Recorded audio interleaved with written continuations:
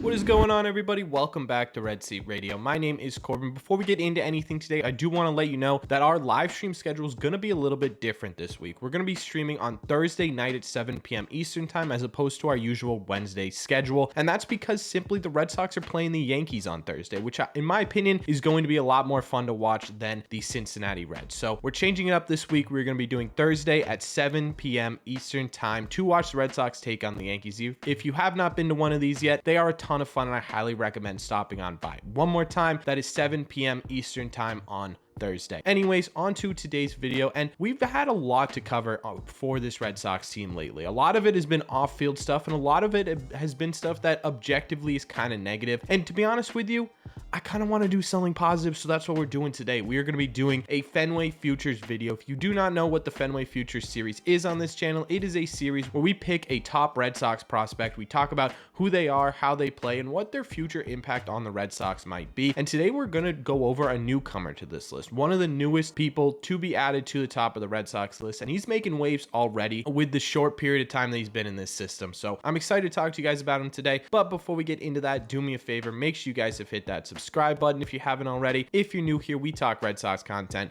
almost every single day. Also, make sure you guys have hit the like button on this video as well. It helps out a ton and would mean a lot to me. Thank you all very much for clicking on this one. Let's get into it.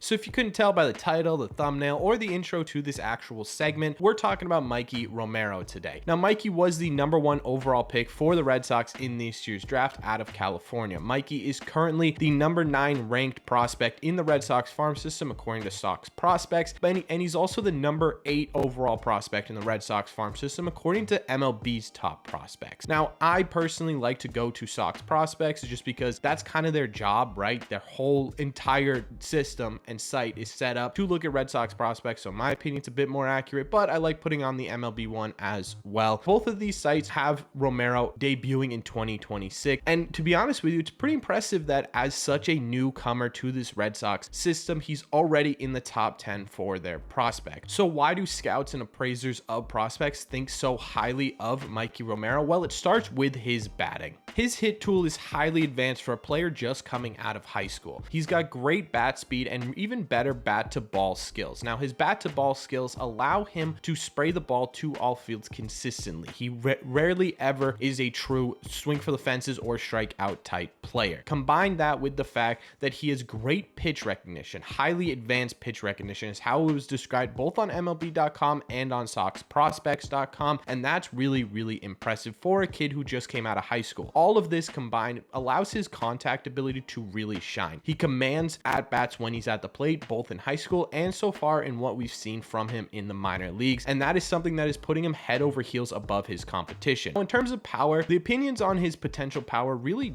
kind of differentiate depending on where you look. Some scouts say there is some power to be unlocked. Others say this is kind of where he's going to be at for the rest of his career. But currently right now, Mikey Romero doesn't have a ton of super pop, right? He's not known for hitting a ton of home runs. His swing is more developed and refined to be a guy who hits balls into gaps really, really hard and gets doubles and triples. Not exactly tailored to putting the ball over the fence a ton, although of course he runs into a few here and there. He's not exactly profiled to be an elite power hitter in the major leagues. He's actually already advanced in this Red Sox farm system. He started his career in the Florida Complex League where he hit .250 with a .372 on base percentage and a .124 WRC plus in just 10 games, which means in those 10 games he was 24% more productive at the plate than the average player in the Florida Complex League. That performance alone earned him a promotion to low A. He is currently in low A where he is hitting .349 with a .364 on base percentage and a WRC plus of 154. Again, meaning he's about 54% more productive than the average hitter in low A. There is one concerning statistic that happened when he made that transition to single A from the Florida Complex League, and that is that his K rate spiked way up. In the Florida Complex League, his K rate was 9.3%, and it jumped to 25% when he made that leap from Complex League to the low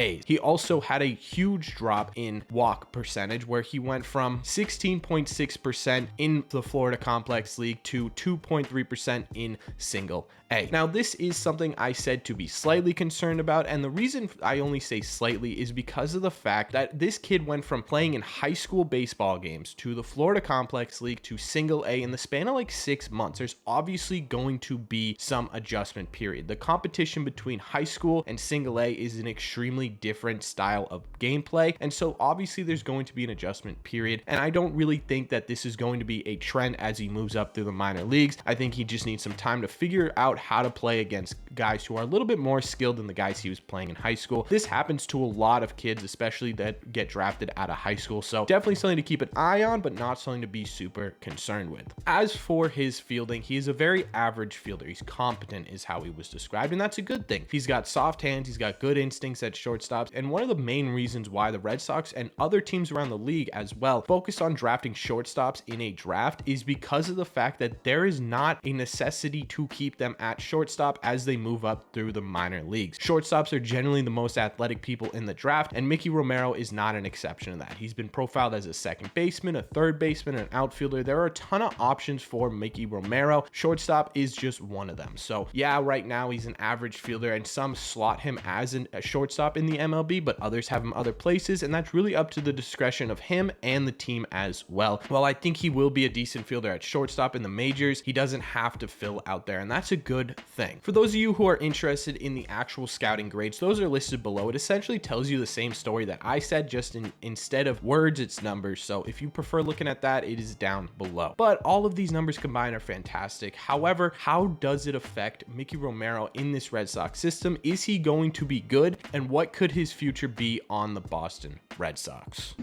I think the ceiling for Mikey Romero is extremely high. One of the reasons I think this is because of the fact that he came into this Red Sox system with a naturally good pitch recognition, as well as a natural ability to put the bat on the ball. As you get older, you kind of hone in and tune those skills, and if it's already pretty elite for his age group, that should only get better with time, and that's a good sign for the Boston Red Sox. If he can get his walk rate up and his strikeout rate down, that will help out a ton as well, even if his power doesn't truly develop into a league average power bat. Because to be honest with you, he can still be an elite hitter, an elite player, if he's slapping doubles and triples and singles all over the field and running into one once in a while. You don't have to be a 30-40 home run guy to be an elite player in baseball, as much as some people may think. One of the guys that comes to mind when we're talking about that style of play is Andrew Benintendi, right? He was never known for being a super high caliber power player, but he was able to put balls in gaps, get on base, get into scoring position, move runners across the plate, get RBIs, and come up in big spots. If Mikey Romero can profile out to be something like Andrew Benintendi, I think he will do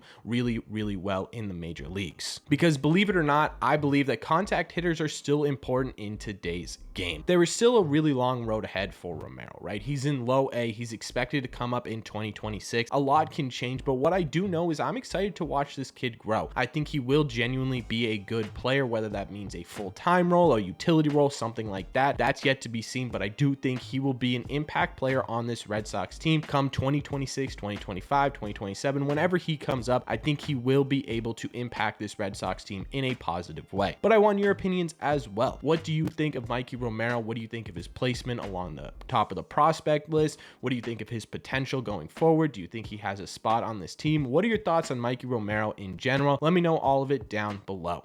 As always, if you made it to the end of this video, do me a favor, make sure you guys have hit that subscribe button. You made it to the end of this video, and like I said at the beginning, we talk Red Sox content almost every single day. Also, you made it to the end of this video, you might as well hit the like button as well. Helps these videos out a ton, would mean a lot to me.